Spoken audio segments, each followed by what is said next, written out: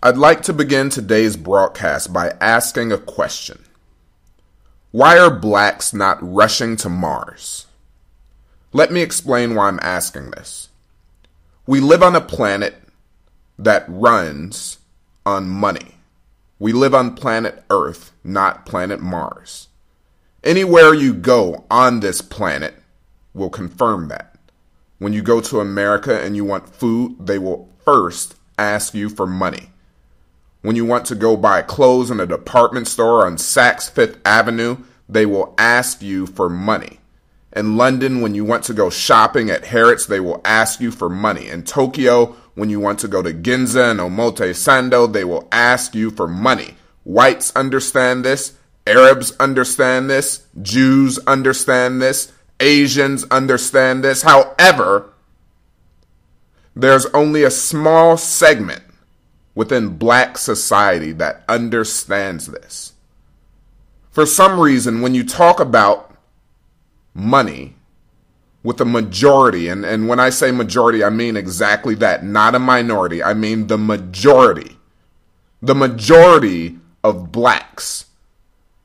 When you explain that this world runs on money, they agree. But, here's the caveat. But when you say, good, now that you agree, let's put together a workable plan so that we as black people can start getting money. What you will find is that prior agreement was contingent upon, hey, we can agree so long as that we stay broke. They'll agree with you so long as it means staying broke. And as soon as you say, it's plan time, strategy time, they backtrack. That's when they backtrack, brothers and sisters. And what do you hear? Money ain't everything. Money ain't everything. It ain't all that important. This is what they say on Earth. This is what they're saying on planet Earth.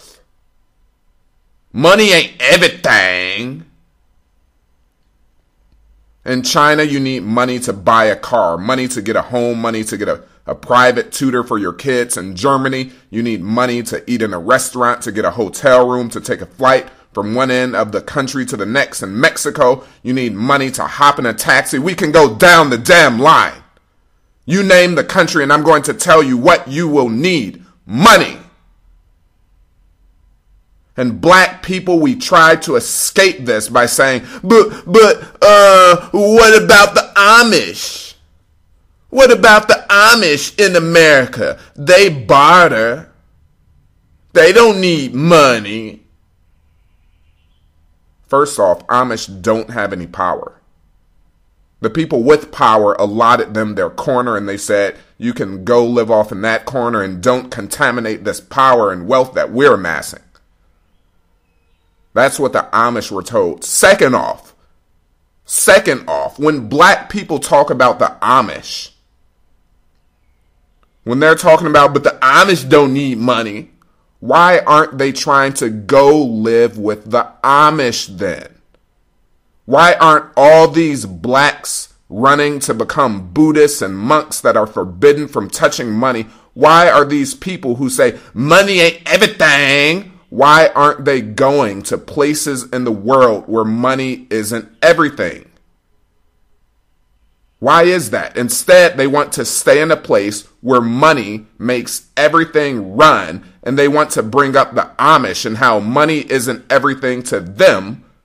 But if they really believe that money isn't everything, why aren't they trying to live like these people that already live like money isn't everything? Instead of rushing to a tiny barter community somewhere, they're in a place that needs money. They have their tiny jobs at Walmart and get their feeble income in dollars. Those dollars go in their hands, and with that money in their hands, that's when they say, money ain't everything. They have their new contracted Sprint iPhones and Galaxy 5s, which cost them money, by the way. They lusted after those phones. They said, I can't do with the iPhone 4. I can't do with just the 4S. I can't do with the 5S. No, I need that 6. I got to get my broke ass that iPhone 6 Plus. I ain't got a damn business to pass on to their kids. They don't even have a small pile of cash for them. But I do got to get that newest iPhone, which costs me money.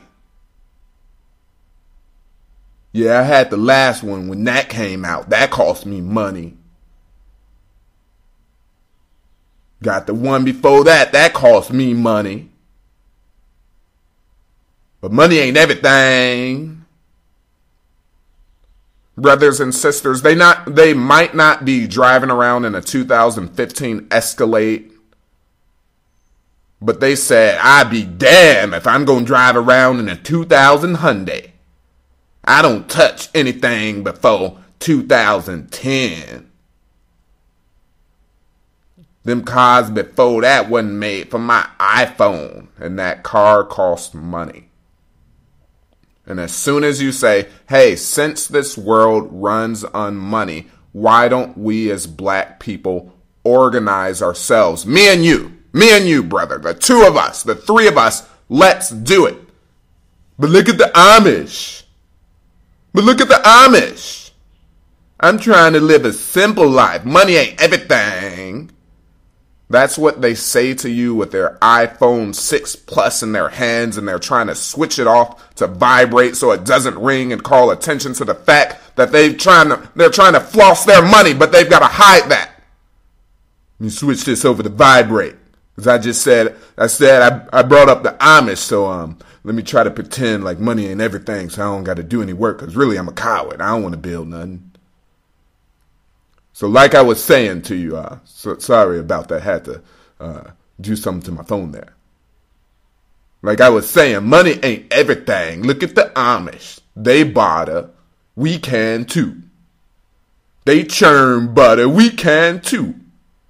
They spin yarn. We can too. They pick cotton. We can too. This is what they're saying to you to try to escape. Look at the Amish. I don't know about you, but I'm not trying to pick any damn cotton. I'm trying to compete. I want to compete. I'm not afraid to compete. I want Apple and Samsung to be going against a black man's phone. I'm not trying to cower my way out of getting money by bringing up the Amish. I'm not sure about you, brothers and sisters, but I want to compete. Blacks are not rushing to the Amish communities. They want to integrate everything else. Let me in this community. Let me in your sororities and fraternities. Let me in. I want to live in your neighborhood. Let me in. Let me in Google. Let me in this place. I want in. I want in your restaurant. Why aren't they trying to integrate the Amish communities? Blacks love integration. Let me in. I got to sit next to you. Let me in. I want in your fraternity. I want in your fraternity. I want in your university. Why aren't they rushing to the Amish communities? What happened to all that momentum they had trying to get into these fraternities and universities and neighborhoods? Sports leagues, why aren't they rushing with all that energy and momentum to Amish communities? Blacks are not rushing to the Amish communities for the same reason they're not rushing to Mars. It's because they want to live in a place that runs on money, and when they get confronted on why don't you and I have any, next step, let's get some this way then, brother. That's when they want to go into their fantasy world instead of going to the place where money doesn't run things. They would prefer to just go to a fantasy world, pretending that they want to go live with the Amish. On planet Earth, money is here to stay. So why aren't these blacks trying to colonize Mars? Why aren't they saying, damn it, too many people on this planet are concerned with money. Now they're looking at colonizing Mars. Well, I'll be damned if we let them get away with that. I'll be damned if they set up Mars to operate on money like they did planet Earth. We're going to go colonize it. We're going to make it run on spirits. Why aren't they trying to do that? Because notice immediately after they say, well, money ain't everything. Money ain't all that important. And you ask them, well, what is important? Unanimously, they say a good spirit. That's what's important. A good spirit is important, and being kind and being a good individual. So why aren't they trying to get to Mars and set up an economy that operates on spirits? They just told you that that's what's important. Why aren't they trying to set up an economy somewhere that operates on what they believe is important? Why aren't they doing that? You want to buy a cup of orange juice? Okay, that'll be 16 spirits or units of spirits. I don't really know how you measure it. You have to ask them that. I would like to study this economy that they're going to set up, where you buy a cup of orange juice and you give the waiter 16 spirits plus tax, and you tip them with some love, or I should say 20% units of love, since spirits trade at 4 times what love do, and then you need to give them 20 units of love, and the farmer who supplied the oranges to the restaurant, then the restaurant can give the farmer 5 spirits for his physical oranges, and the farmer's going to take those 5 spirits home to his wife and kids and say, baby, we so blessed. We just gained 5 more spirits today. And they tipped us some love and kindness. And his wife is going to say, oh, wow, you're a great husband. And now we can keep it all in the bank with our swag that you brought to the table. Such a great husband. Ooh, great daddy. Daddy got more love, more swag, more spirits, more kindness. Why aren't these blacks rushing to Mars or someplace to set up their spiritual communities, their good-hearted communities? Because apparently you can't have both. I mean, when you ask them what's important, right? First they tell you money's not everything. And then you say, okay, since money's not everything, what is? Then they say a good heart or a kind spirit. So apparently, according to them, you cannot have both. You cannot have a good heart plus money. You cannot have a kind, kindred spirit plus money. You can't have both. According to them, it's one or the other. One or the other. You don't get both according to them. They're not rushing to Mars or their Buddhist temples or any Amish communities and barter communities. Honestly, the reason is because they're scared, cowardly, afraid, lazy, and just want someone to do all the damn thinking and work for them. These are con men trying to get into some panties by pounding the idea that money isn't everything into females' heads. The women are making excuses for being with some dusty LaJamar Quavius by accepting this lie. They say money ain't everything, but they can't even be bothered to write a book about why money isn't everything. These individuals, they can't even put together a pamphlet or a small quarterly magazine on why money isn't everything. They can't be bothered with that.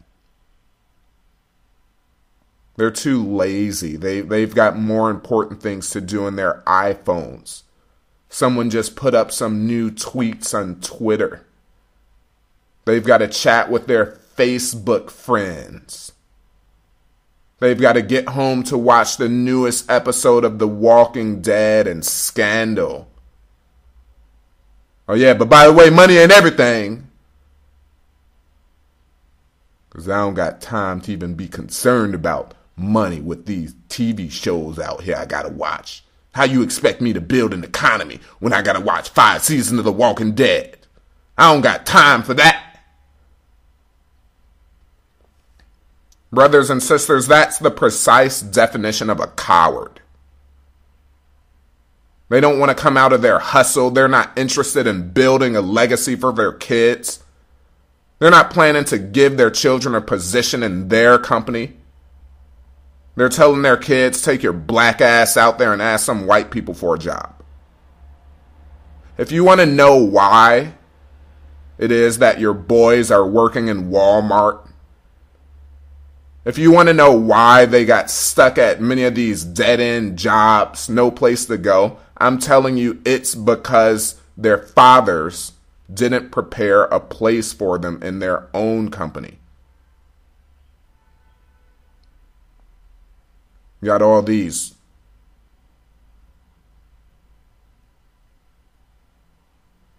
fathers walking around shaking their head, telling their wives, I don't know what's wrong with him. Why can't he just get it together? He been at Walmart a long time. Why can't he just get it together and go out there and get a higher paying job? I don't know what it is with him. Yeah, you don't, do you? See, everyone has known since before I was born that black unemployment has always been twice that of whites, and that didn't change under Obama. But they keep telling you to go beg for a job. And they say, that's not called begging. That's what brothers and sisters, do you know this is what they tell me to my face? With consistently twice the unemployment rate, they keep telling you to go beg for a job. And they say, that's not called begging, that's applying for a job. That's applying for a job, Birdy. It's not called begging. We don't have to have our own businesses. That's not called begging. That's applying for a job. Brothers and sisters,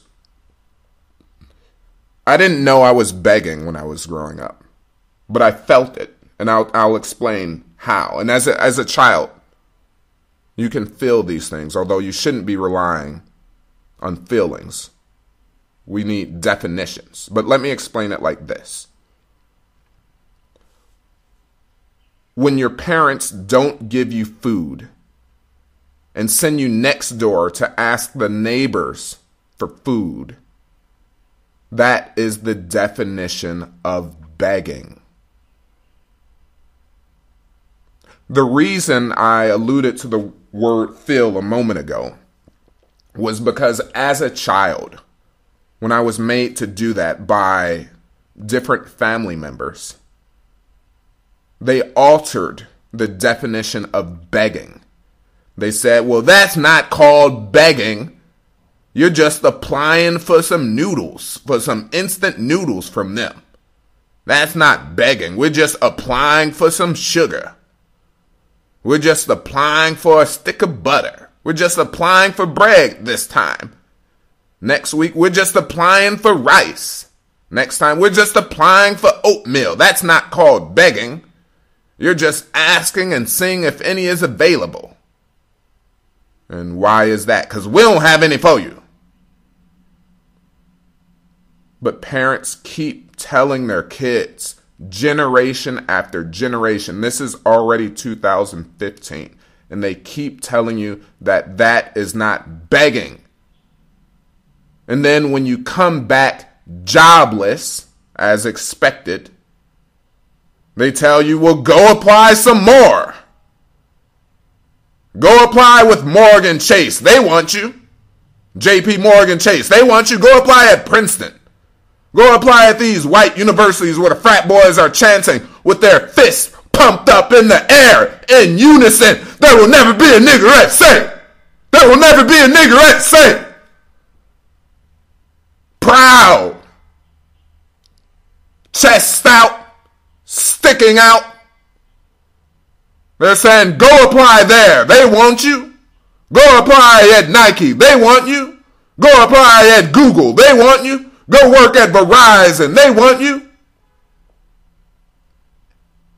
And then they come back to us, brothers and sisters. They come back and they say, you guys are wrong. They got some black people at Princeton. They got black people at Nike. They got black people at Verizon and Best Buy and these white universities, etc. ad nauseum. But the topic is not, do they have black people that are socially integrated into their organizations? That's not the topic, brothers and sisters. The topic is money. Money is what we're talking about. Are the black people working at Verizon making significant money? Are they taking the whole pie at Best Buy? Are they taking the whole pie in Walmart, Walgreens, cleaning the walls for the city? Or are they the economic doormats? Make sure you get those feces off the heel of your boots on this doormat here. Just gotta smidge it around like that. Yeah, I'm cleaning these boots real nice. Stepped in a lot of feces. This is a pretty comfy doormat here. Are they treating you like economic doormats? Are you treating yourself like economic doormats? Then they start back up with that same argument again. Why do we have to get significant money? Why, money's not everything. Why do we have to get significant money at Walmart? Money ain't everything. Why do we gotta get significant money? Money ain't everything. Blacks have been taught and trained to destroy themselves. We've been taught to look at an apple while being hungry. And if another black man comes along to eat the apple, the first black will stop him, and he's going to take him to church, and the church is going to explain to him, and you know, food, it ain't everything. Food ain't everything, and Jesus will provide, because food, it ain't everything. Food ain't everything to a starving person. What you need is Jesus. He's the water. Jesus is the food I consume. Meanwhile, the pastor's the fattest one in the church. Jesus is the food that I consume. For a starving person, sure, you might be starving here on earth, but I'm telling you, if you just trust in the Lord, then the Lord's got a plan for you. He's got a table prepared, and at that table, he's got 16 turkeys, and he's got enough dressing for you to eat for 40 days and 40 nights without taking one single breath in between. What you need is a good heart. What you need is a kind spirit. What you need is a blessed soul in the Lord. Meanwhile, while these blacks are at church, as the first man came along to eat the apple, then the other black said, nah, I got to take you to church. Meanwhile, while they're at church, look who comes along. White man comes along to take a bite out of that apple. In fact, we make it easier for him. We put breadcrumbs on the floor leading him to the apple. We put in guides and meter markings for how long it's going to take him to get there, and this is the path, this is the shortcut you want to take. We peel the apple, we take out the seeds, we put it at his eye level so he doesn't miss it, and later we end up starving to death. Who benefits, brothers and sisters, every time we have this conversation? Who's benefiting? Every time we're wasting our breath debating, well, money ain't everything, and now we've got to waste another 5 minutes. We've got to waste another 10 minutes. We've got to waste another month, another year, another decade, another 150 years. Who benefits? I'll tell you who benefits. The man who's scheming to eat the full apple benefits. Because he lives. He's going to live long enough to see his offspring walk the earth. The man who comes into the black areas and he gets his hands on all the money that blacks are busy talking about is not important. He benefits. See, later we complain, oh, these Asians, they here just taking all our money. Oh, these Arabs, they opening up all the gas stations and they got the restaurants where we live and they selling us clothes and they own the beauty supply and they doing our nails and they taking all our money. But money ain't everything. See, they have a code. They see that these people here are foolish. They're saying money isn't everything. Hell, I'll just come in and take it then. It's not everything to them. I'll take it. That's who benefits. So they just come in, scoop it all up. They get their hands on all the money. All of the black people saying money is not important, they say, okay, I'll remember your face. Where do you live? Let me open up a shop right next door to you. You have any friends? You guys got, what do you need? What would you like? What would you like? What kind of shoes do you like? What kind of car do you want to drive? What kind of shirts you like? What brands do you like? Money's not everything. Cool. Give it up. Because I'm here for the money. See, he's smart enough. He knows that he can just make more money if he just gets you a brain-dead preacher or a black-faced white supremacist preacher to keep reminding you that money ain't everything, the Lord's gonna provide.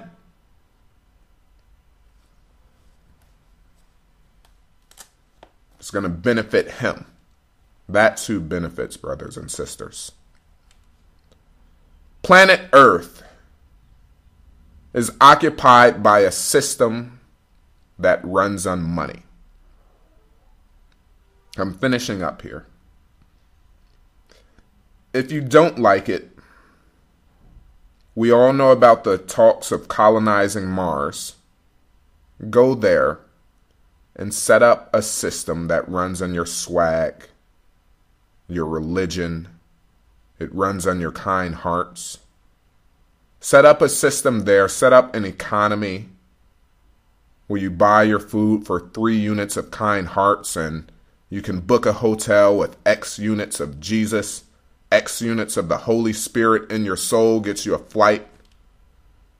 Go try that nonsense on Mars. But then again, when I ask the question, why are blacks not running to Mars?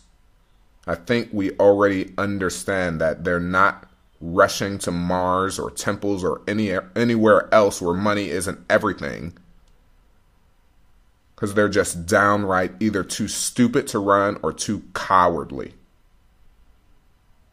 Stand up, black man. The world is laughing at you. Like a classroom of students watching a bully pick on the weak kid when the teacher's out of the class. Sometimes the teacher's present. Stand up, black man. Build an economy. Build your businesses. Build your revenue. Are you going to do what you know you need to do?